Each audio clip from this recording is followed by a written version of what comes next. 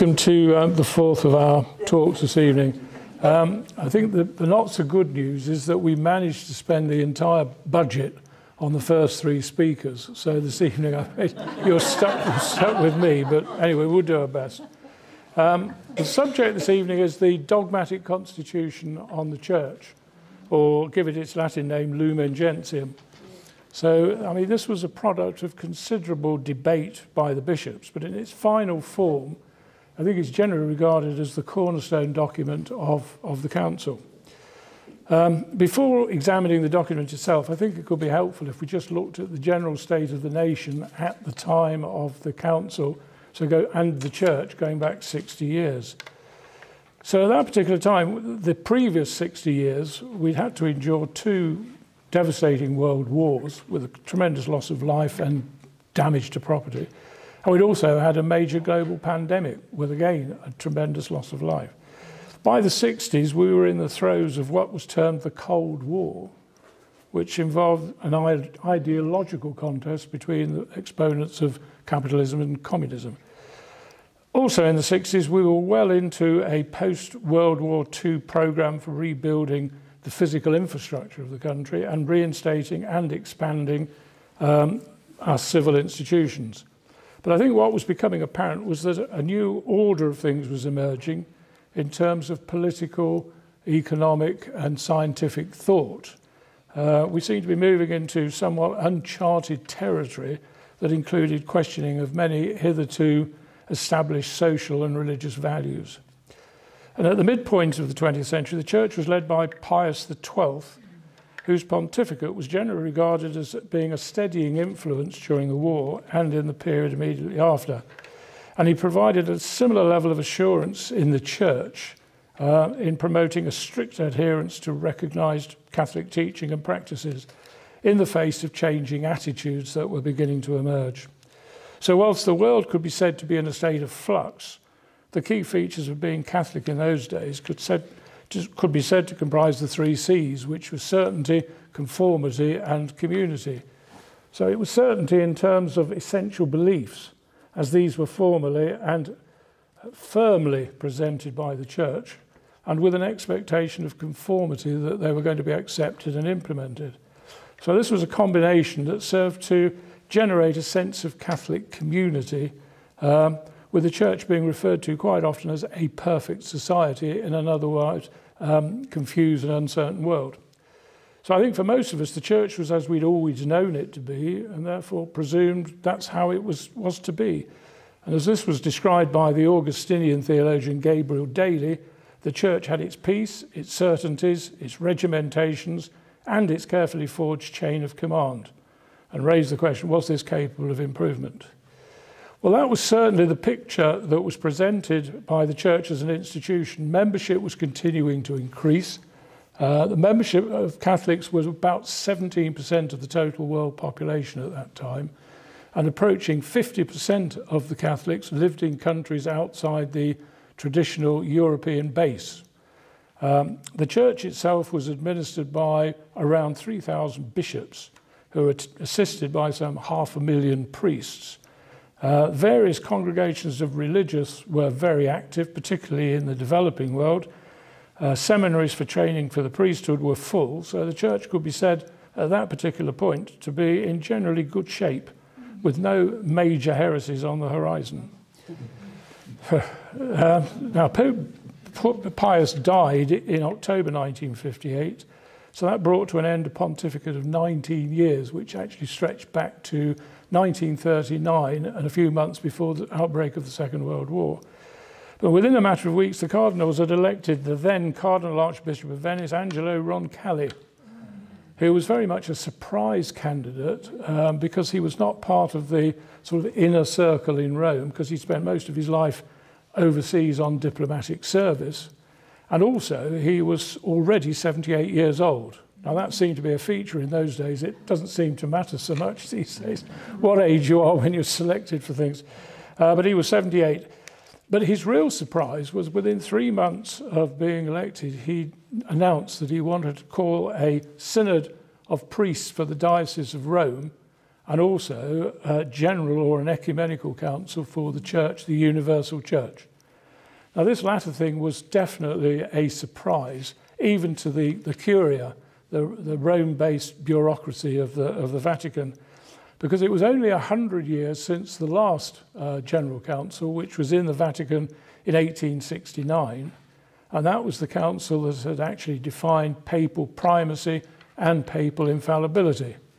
So as the argument went, a now confirmed infallible Pope and his trusted Curia could surely be expected to handle any future contingencies without the need for another council. But that was not the view held by Pope John. And his stated intention was to examine the whole nature and purpose of the Church, and also our effectiveness as a Church in responding to the signs and the needs of the times. Now, his expressed aim was aggiornamento, the Italian word which to bring the Church up to date, or to use one of his often reported expressions, to open the windows and let in some fresh air. So the council was formally opened by Pope John in St. Peter's Basilica on the 11th of October 1962, which is just under 3 years after his original announcement that there was to be a council. The opening ceremony was attended by some 2,400 Catholic bishops from around the world, as well as observers from other Christian churches. Now, this was by far the largest gathering of Catholic bishops in the Church's history. And I remember reading, but I can't remember where it actually was. Somebody declared it as being the largest meeting in the history of humankind. There was 3,000 people there altogether. What is interesting is that in 2,000 years almost of Christianity, this is the first ecumenical council that was actually called specifically to consider the Church. So, on arrival at St. Peter's, the bishops were handed discussion papers, or schema as they're called, on the various items that would be discussed. And these papers had been produced by the Curia. I mean, who else? Now, the principal headings that they were given on arrival in 1962 were the nature of the Church militant, the members of the Church militant and her necessity for salvation, the episcopate as the highest level of sacramental orders, the priesthood, residential bishops, states for acquiring evangelical perfection, the teaching office of the Church, authority and obedience in the Church. So there was a pretty heady list of items, which I think is indicative of the mindset and the thinking of the people that were in a position of authority at the time. But if you remember from the last talk, the bishops at Vatican II were not minded to simply go along with everything that was being proposed. And having looked through these proposals, they voted to actually reject the paper and set about producing a completely new document that would actually take account of the items that Pope John had asked for, which was really an in-depth examination of our initial mandate from Jesus, and how each of us in the Church should relate to this and to each other. So that's really the background to and the framework within which the bishops were charged to produce a new agenda that they could deliberate and ultimately agree. And their agreement we now refer to as the Dogmatic Constitution on the Church. And you might be interested to know that the agreement that was reached by the bishop was reached by a final vote of 2,151 in favour and 5 against. A pretty convincing job. And the document itself comprises 8 individual chapters.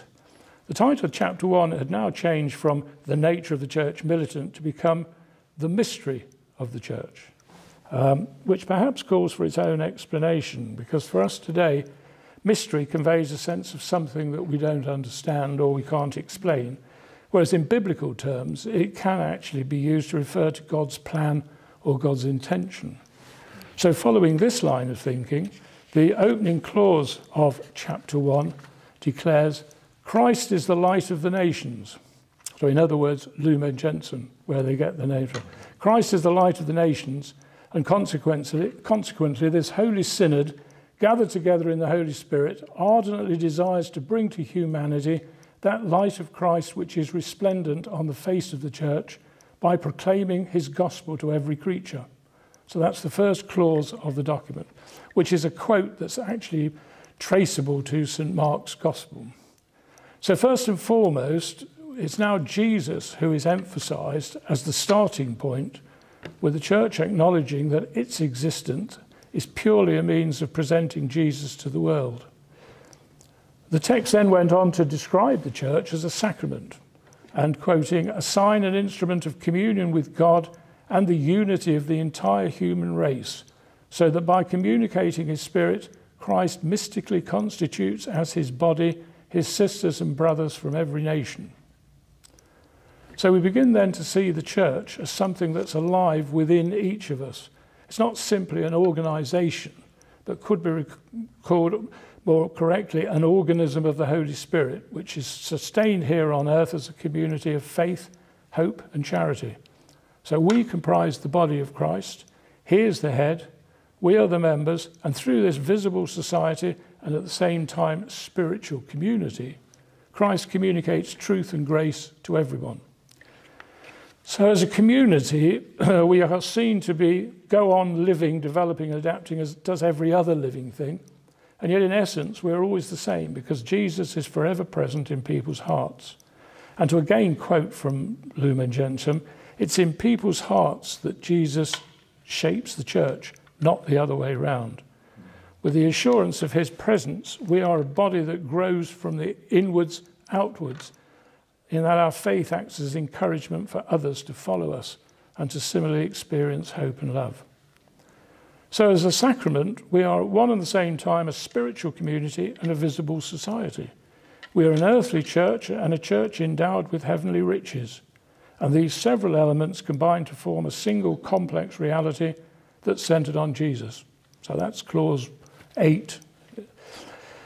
This then is declared to be the unique Church of Christ, which we profess each week in the Creed as being one, holy, Catholic and apostolic. However, and it is rather a big however, clause 8 of chapter 1 goes on to state that the church which is constituted and organised as a society in the present world subsists in the Catholic Church. So we have to note the words subsists in as opposed to is the Catholic Church. It subsists in the Catholic Church, which is governed by the successor of St. Peter and by bishops in communion with him. So in other words, there is a recognition that there are elements of salvation that are actually outside the visible confines of the church, which is quite a big move in church terms to have admitted that. The same clause from chapter 1 goes on to say that the mission of the church is to proclaim our objectives in humility and encompass with our love all those who are afflicted by human infirmity, and to recognise in those who are poor and who suffer the likeness of its poor and suffering founder. So I think it's interesting to compare this opening description of the church with the equivalent quote that was part of the original discussion paper that was put in, which declared, "This Holy Synod solemnly professes that there is only one single true Church of Jesus Christ, the Church which on the Creed we profess to be one holy Catholic and Apostolic, the Church the Saviour acquired for himself on the cross and joined himself to as body to head and as bride to bridegroom, the Church which after his resurrection he handed over to be governed by St. Peter and his successors the Roman pontiffs. Therefore, only the Catholic Roman is rightly called the Church." So, same general content, but a sort of somewhat different way of expressing it. So if we move on to chapter 2, the title here is The People of God. This emphasises the unity of baptismal hope that is held by everybody without distinction in the church. It's a concept that can be traced back to the Old Testament, which described the ongoing unity of God's involvement with a particular people. And it then gives shape to the church as being a new Israel, a pilgrim people, who would now be one, and quoting from St. Peter, would be one not according to the flesh but in the spirit, a chosen race, a royal priesthood, a holy nation, a people for his possession, who in times past were not a people but are now the people of God. So the concept also of the people of God can be seen to be in the nature of an ecumenical bridge, when addressing those who are outside the legal unity of the church. So others that accept Jesus and everything that goes with it can be referred to as being joined to us, and even non-Christians might be spoken of as being related, with all of us being treating ourselves as pilgrims, which is another term from the Old Testament, which serves to remind us that we've not yet reached the goal that we're supposed to be at, and our hope is still ahead of us. So we got to chapter 3. So just to recap what's been proposed so far, the church needs to be understood as a work of God, a means for his presence in the world, and at the same time comprises a community of people who have been called together in order to become one in the Spirit. Now it's then, and only then, is there any mention of an intended structure and a hierarchy to assist the carrying out of this collective responsibility. So one would have to say that the ordering here of these various chapters is deliberate, it's not random. Now the actual heading for chapter 3 is the church is hierarchical, which I would find a little bit surprising, as it might be taken almost to imply a system in which difference of status is constitutive of the organisation, which is a proposition I find difficult to reconcile with what I would consider the unambiguous approach to equality, ministry, brotherhood, sisterhood, enunciated throughout the New Testament. But be that as it may, the chapter proceeds to record that Jesus appointed 12 disciples with Peter as their lead spokesman, and in order to form a lasting and visible source of unity in both faith and communion. So in like fashion, Lumen Gentium provides that the Roman pontiff, as Peter's successor in title, and the bishops as heirs to the title of the apostles, should continue to undertake this combined service to the people of God through their collective association. Now, the appointment of the original 12 signified a community which existed in the communal union of the group. So each person had significance, not in his own right, but by being in union with the others. And in the early church, the bishops were wholly responsible for their local churches, but were also conscious of a collective or collegial responsibility to work as a group towards the larger unity of the church. And this same understanding of collegiality in the service of the universal church is reaffirmed by Lumen Gentium. But it makes it absolutely clear that this is a community that must always be in union with the Roman pontiff as the successor of St. Peter. Well, the long-standing Catholic tradition, as we all know, has been to treat the hierarchy as an extension of the instructions that Jesus gave to the apostles. So as this was expressed in St. Luke, whoever hears you hears me, and as St. John says, as the Father sends me, so I send you. I think it's fair to say that our present form of church governance can trace its origins back to the 4th century makeover by Emperor Constantine, with subsequent phases of structural institutionalism which evolved over the years. And therefore, this brings us to chapter 4, which is the laity. So the term laity is taken to refer to all of the faithful who are not in holy orders or belong to a religious state, but who through baptism and anointing have thereby become sharers in the priestly, prophetic and kingly office of Christ. So this idea of through baptism, each having a share in these offices of Jesus was of course promoted more than 100 years before that by our own John Henry Newman. And it's now brought out much more in Lumen Gentium. So as a result of a common baptism, the vocation of the laity is stated as being to help in the building up of the church with a brief to engage in temporal affairs and to direct them according to God's will. So that's Lumen Gentium, number 31. The apostolate of the laity is therefore a sharing in the church's saving mission, and as such it constitutes a discernible theological component. The laity simply cannot be thought of just or treated as general public or customers or mere clientele.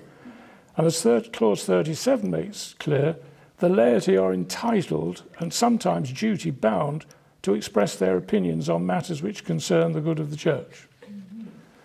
Now this all said, I always find something that I don't like. I find it disappointing that the role of the laity seems to be linked solely and specifically to the secular sphere, as by implication that could suggest that the ordained members of the faithful are engaged in a wholly separate and exclusive spiritual realm. Now that's an outlook that seems to me to contain an element of dualism, which sadly seems to follow as a feature of church teaching, which is the tendency to place one thing over and against another. So you've got heart or mind, sacred, profane, spiritual, temporal, Catholic, Protestant, and in this case, despite our common baptism, clergy and laity. But we'll leave that as chapter 4. Chapter 5 is titled The Universal Call to Holiness. Now this informs that everyone in the church is called to the holiness of life which Jesus initiated and brings to perfection in each individual, no matter what their condition in life. So to quote directly from the document, "For he sent the Holy Spirit to move them interiorly to love God with their whole heart, with their whole soul, and with their whole understanding, and with their whole strength, and for them to hold on to and perfect in their lives that holiness which they have received from God. It is a faith which arouses hope and which operates through love." So that's Lumen Gentium, clause 40 and 41. Now, as another point of record, chapter 5 is the first time in a council that holiness has actually been promoted as being what the church is all about, what human life is all about. And in doing so, it adds a further support to the understanding that the church is more than simply an appointed guardian of orthodoxy or an enforcer of good behaviour. So, chapter 6, religious. Now, being religious, well, a-religious, I should say, is described as a life in its own right. It's not some middle ground between being a priest and being a layperson. So those who embrace this way of life bind themselves to the 3 evangelical counsels of poverty, chastity, and obedience by vows or other sacred ties. Now, their vocation is described as being to withdraw from the world, but not cut themselves off from the rest of the faithful. So they withdraw in order to be able to give greater witness to the transcendence of heavenly goods by their dedication to the service of God and neighbour. And there I am looking straight at the example of that. Chapter 7, the Pilgrim Church. Now, if we refer back to chapter 5 and the call for universal holiness, clause 48 of Lumen Gentium goes on to state that the church in which we seek to attain this will only receive its perfection in the glory of heaven. It was the specific request of Pope John that something should be said about the saints, because without that, he claimed that the doctrine of the church would be mutilated if this part of the church, which is already united to Christ and is still united with us as the pilgrim church on earth, if that's not included. So as we know, it's in the liturgy that our union with the heavenly church is best realised. So it's here where we cherish the memory and example of those who have gone before us. By the practice of our fraternal charity, the union of the whole church in the Spirit is therefore strengthened. Now this, of course, is the communion of saints that we recite each week in our creed, but perhaps without necessarily paying as much attention as we should to what it means and its continuing importance in the life of the church. So we come to chapter 8, which is Our Lady. Now this final chapter is devoted to Our Lady, who is held to be a preeminent member of the church, an outstanding model in faith and charity, who freely cooperate in the work of salvation through her faith and obedience.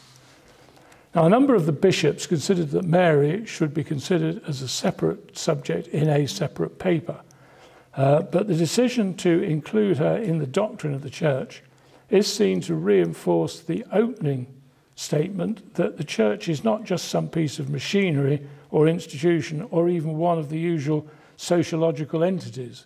The church is a person. It's also a woman. It is a mother. It is living. So I think 1 and 8 go very, very closely together.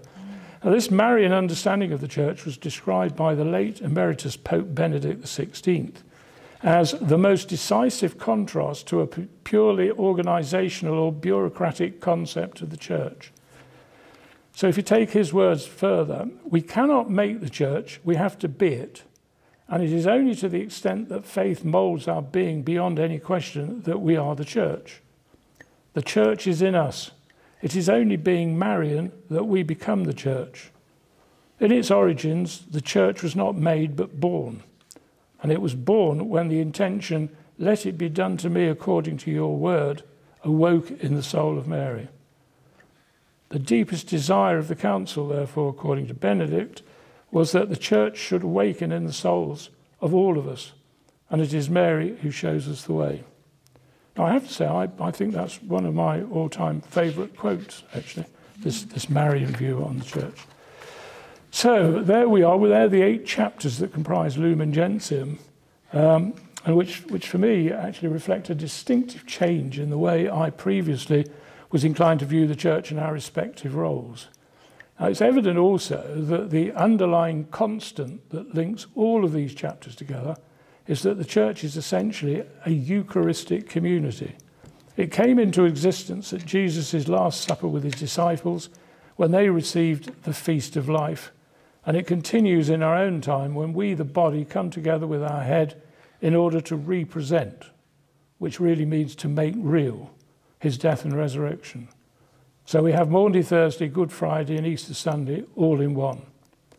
It's the Eucharist, the supreme act of giving, that enjoins men and women to each other and to Jesus. And this is what turns each of us into the church.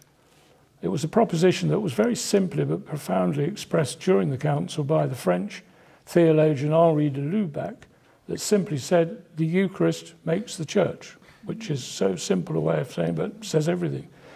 So in this way, the church's liturgy can bring together a diversity of outlooks, backgrounds and personalities that would not otherwise occur. And whenever we meet as a community, Jesus is understood to give himself complete and undivided. Now, this particular feature of the church is forcibly emphasised by Lumen Gentium, which states, each legitimate local community is itself a manifestation of the church, because Jesus is fully and completely present in each community. So in other words, each Eucharistic community is already the church, because each community possesses Jesus completely. And it's in and through and from these individual communities that the one true and unique church exists in the form of a communion of communions. So the unmistakable message of Lumen Gentium, therefore, is that the church is the great paschal sacrament in which the risen Jesus encounters each of us in the community of the Spirit and continues to sustain us as a community of faith, hope and charity as we travel together to extend his offer to the world at large. We're not simply members of a religious organisation, we are the component parts which make up the organisation that is the living body of Christ. Or alternatively, we might describe ourselves as the continuation of the incarnation in 2023 and beyond. So to view the church simply as an organisation is to misunderstand what it was intended, which in essence is that the church is a living thing and our relationship to it must be life. So, to conclude, in light of these several insights, I regard Vatican II and Lumen Gentium as being in the nature of a new Pentecost, through which the Spirit was at work to help us equip ourselves for the task of evangelization, of proclaiming and giving witness to the new good news of Jesus in a rapidly changing world. So 60 years on, the question we need to ask ourselves is how effectively do we think we've been in meeting this criteria? And at that point, I would say, over to you. Run out of ideas now. So. Okay? Yes. That was really good. Was all right? Yeah. Any questions? I've got a microphone thing. I think I have to, because it doesn't come up otherwise, actually. This is not a tricky question, is it? No, it's not at all tricky. No, what I said was thank you very much indeed for that presentation. I thought it was really marvellous. Is it on? Yes, you can't tell whether it's on it. No, okay. I only had one linguistic thing to encourage you, and that's, I think myself, that when the Council used the word hierarchy, what they were using it in its real Greek original sense of hierus is priest. And what they were saying, I think, I hope, was that the church is a priestly organization, that we have as a church, we have a priestly function. Yeah, and hierarchy just doesn't mean what we all think it means, a nice pyramid with the Pope at the top and everybody going down lots of ways. And I think in that use, why that word is there is possibly because of its original meaning of priestliness. Well, if we turn to the Greek thing, I don't think there's a reference to hierarchy in the New Testament at all. But we're talking about a priesthood, which I think is in the body of this thing. Hierarchy, I'm afraid, has actually been used since time immemorial as meaning what we all know it to mean, which is up there and down here. Yeah, but it's not necessarily what the council meant. Yeah. Remember, it's a meeting of 2,300 people, 200, trying to come to agree on a document. And so some of them, like Bishop Butler, for example, would have been thinking much more. Well, I hope he would have been thinking much more of the priestly element in hierarchy when he says the church has to be hierarchical. Right. So it's not quite as bad as you fear. Well, I always look at it on the gloomy side. That's right. Well, the ungloomy. After years of experience. No, it's just you don't like being bossed around. No. I understand. Nobody likes being bossed around. That's why you have to have regulars who want to have an abbot or some such. Yeah. Well, you see, I think the thing with all of these things, there's never usually a sort of affirmation that's refuted totally. It's interpretation. It's how people understand what is being said. And if it's not made clear, I mean, I think if anything, the one fault of Vatican II was that they decided after the first working session that they would only deal with sort of general principles of things and let standing committees deal with the small print and everything, which is fair enough to a degree, but there is a risk on that, that you think you've actually agreed something, but by the time it's got done and by the time it then gets published and sent around, you've forgotten that, and there are loose ends here, there and everywhere. And I'm afraid that I would see as a feature of what's been a bit of the problem for Vatican II, because it's just not known, a lot of things that went on. And I mean, there's a whole generation after us that don't even know that there was such a thing as a council, which is tragic, really. Yes. Whoa, wait a minute, I think you've got to talk into the... Sorry. Oh. You know, I asked myself what went wrong, because, I mean, I was young at the time of Vatican II, and there was so much hope and expectation of what would happen in the church. It was, I mean, aggiornamento was on everybody's lips. And there was generated a lot of energy, I would say, among certain groups anyway. Yeah. And then what happened? All the vocations started plunging downwards. Most of the religious congregations are dying out, at least in Europe. And what effect has it had on the majority of the faithful? Some people never really got round to understanding it. And well, that's maybe an answer then, isn't it? Yeah. That maybe if they weren't passed over properly, or what? Well, you see, a lot of changes were brought in, but I don't think they were explained very well as to why they came in. I mean, the area of sensitivity still seems to be the Mass, because people sort of fight battles on the Mass, and it's a proxy almost now as to what sort of Catholic you are, whether you're a Latin one or you're reactionary or whatever. But the changes that came in weren't really explained the way they should have been, to my mind, and a lot of these other things should have been. The presentation of it, we didn't get the underlying reason behind it. No. And you see, from memory at the time, I don't think that the press made a big issue about Vatican II. You know, there was photographs of the whole thing, but I don't think we were fed a lot of information about the individual discussions and everything. You had to wait until something came out, but then you didn't know quite, well, it wasn't explained all that well. Which again is very strange considering the voting thing. I mean, it was a near unanimous, there were 16 documents that were agreed in Vatican II, and all 16 of them, it was a near majority, unanimous almost. I think the biggest one, we did have Gaudium et Spes. I think there was 75 votes against that and about 2,000 something odd. But that was the biggest anti-vote on all of them. So you would have thought that the momentum would have carried forward and everybody would have remained enthusiastic.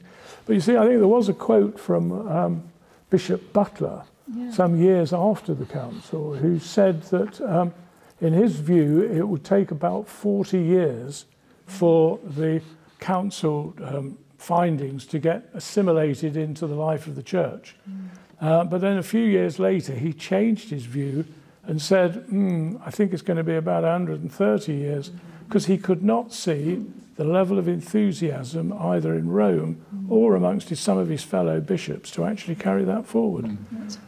Now, you can't blame everything on the bishops. Well, I can, but one shouldn't do that. But somehow we missed a trick on Vatican II, because I think it was such, it was such profound stuff that came out of it. I thought the... Wait. I don't think it's working. Well, I don't know. I thought the main enthusiasm was over that word ecumenical, that it was at the Ecumenical Council, and misunderstood, I think, because it really only means worldwide. But all the media thought it meant that this was about church unity or unity, and people were in general in favour of unity. Yeah. And that was, you can see why that stopped, was with the well, that received a big boost. It received a big boost from that. It did.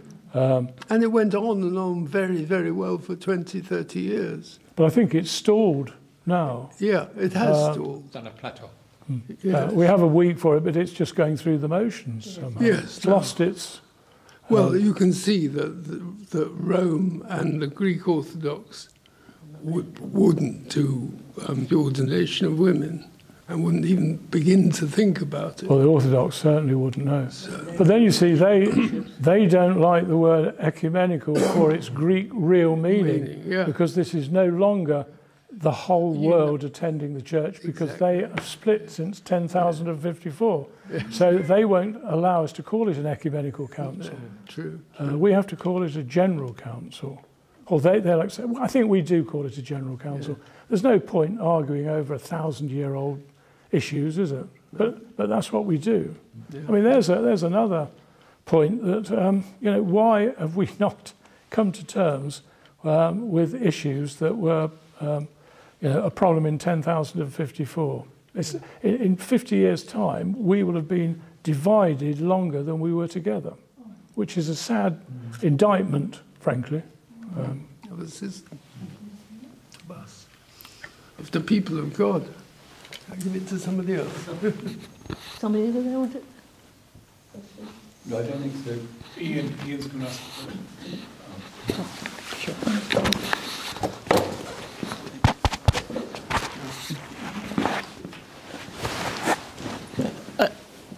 I'd agree with you fully that there has been good progress in certain areas, but it's been stalled, and we are going to take a lot longer to assimilate the documents of Vatican II.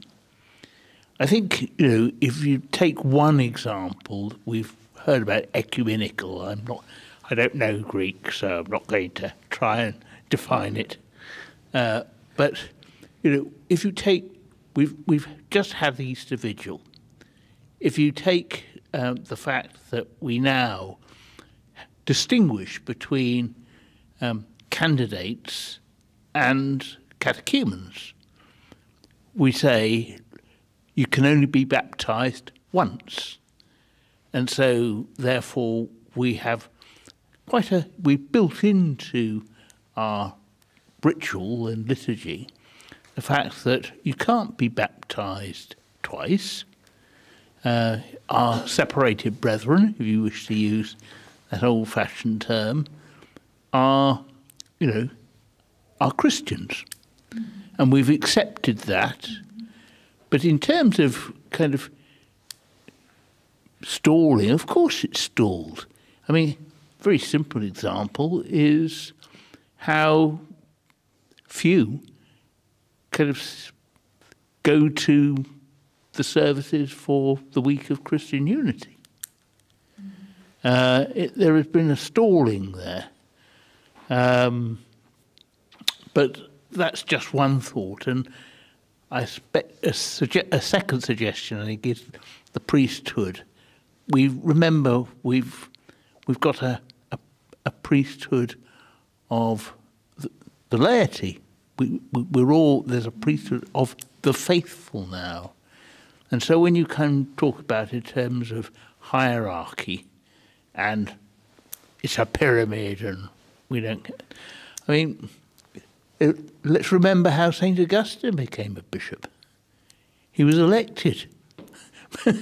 his predecessor had died, and the crowd said, "It's him. Yeah. We want him." Well, there was a lot of people affirmation. St. Alban, St. Irenaeus, sorry, I can't remember now, the Bishop of Lyon. So, again, there's richness in these documents which we still haven't quite got. Oh. Sorry, just a view.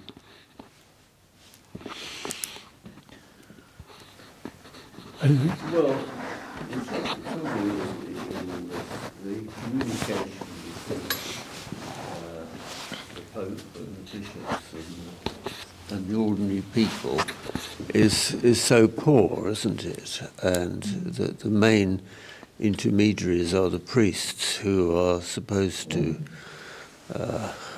explain and encourage and distribute all this doctrine.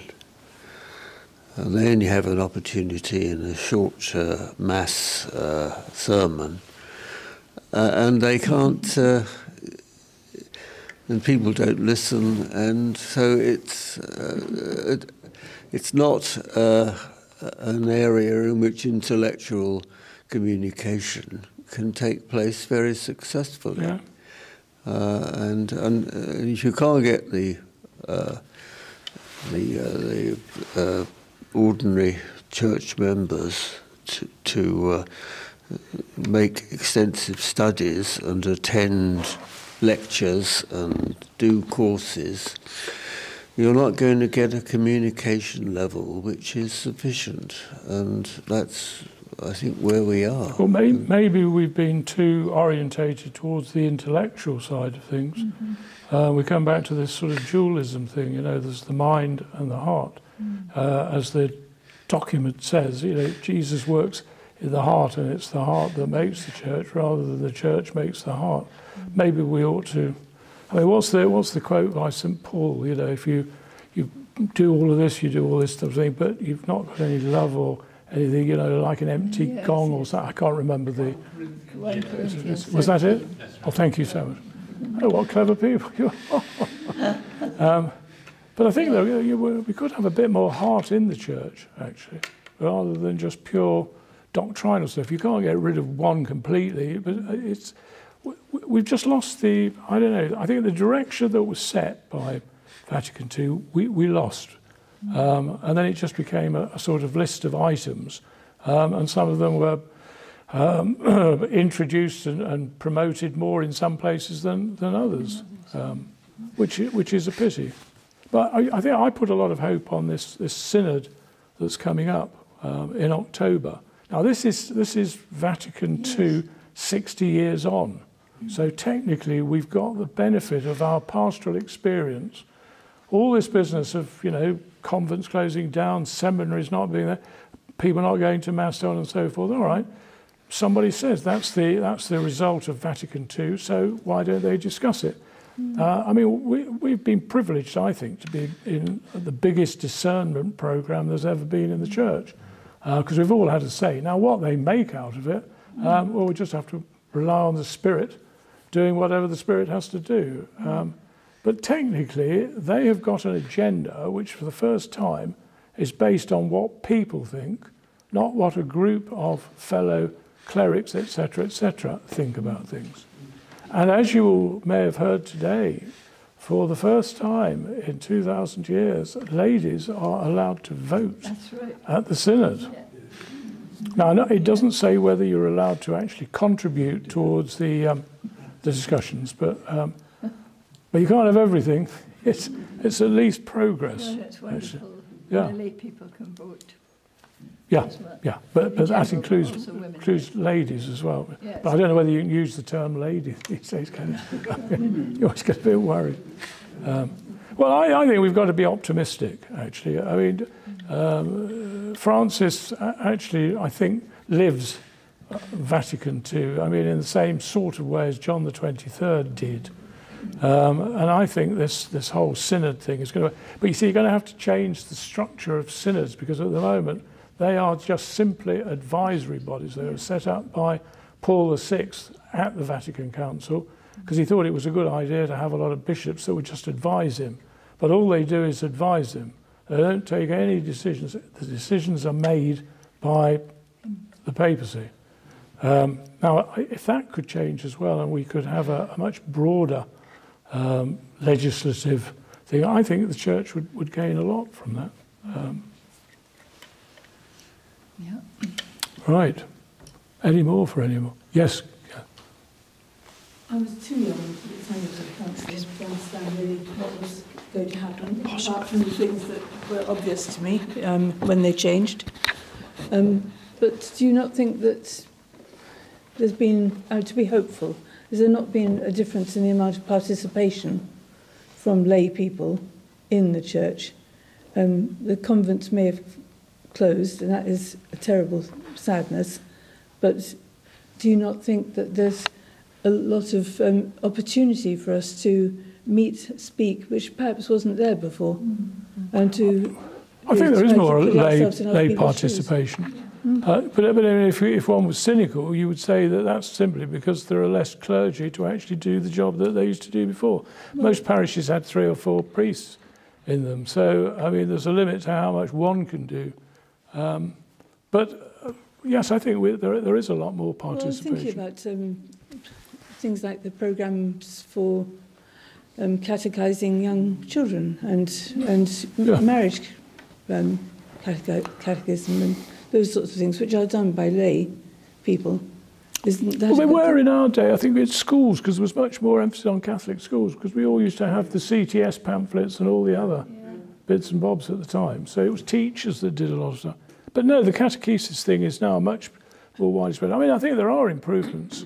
Yeah, absolutely. Well, that's a grassroots change. If you talk about teachers, well, you could say, well, that was their job. They were in a Catholic school and Catholic teachers. So I think there's a qualitative difference. Somehow we don't seem to feel ourselves as Catholic as we were before. It's not an obvious community type thing, as it. Maybe there was a ghetto aspect to being I think Catholic. So, yes, and there was fear still. I sensed that there was still fear, and well, in some areas there was, and reaction to suspicion. You know, my own grandfather couldn't become a Catholic to marry my grandmother because he was afraid that he would be seen to be sucking up to his superior, who was a Kelly. So I mean, I think there was a lot of societal difference. That you're not accounting for. Well, I mean, all we can do is actually sort of keep on going, isn't it? Not giving up. But I think we're going in the right direction with this synod.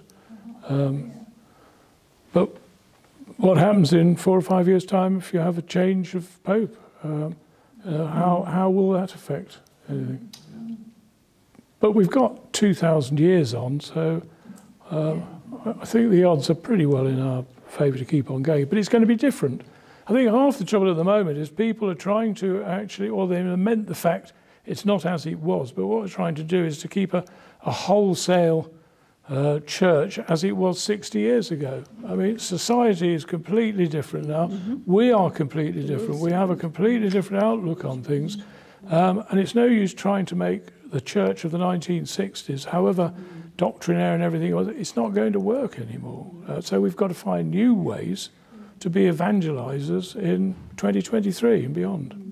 But you see, some of the ideas in here, I think, could have been picked up and run with, and they could have been adapting. Now, this 60-year business for the Synod is a good time frame to take a view. What's happened over the 60 years? I mean, it's been a quite stupendous 60 years in differences. So if it's done properly, we'll know where we're going or set a pattern for the next 60 years. So let's hope the enthusiasm in October this year spills over and carries on going beyond. But does anybody know how many bishops are supposed to be attending this?